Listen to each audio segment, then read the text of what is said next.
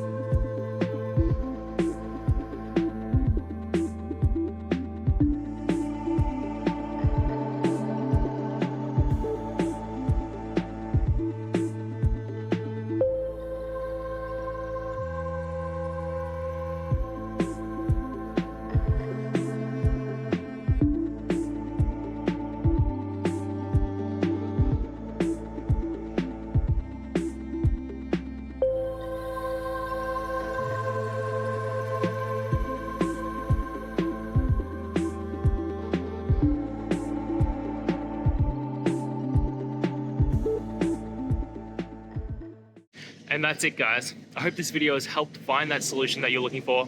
And if it did, please hit the subscribe button. I'd really appreciate it. Now, until the next time that you need technical help, I hope you have a good one.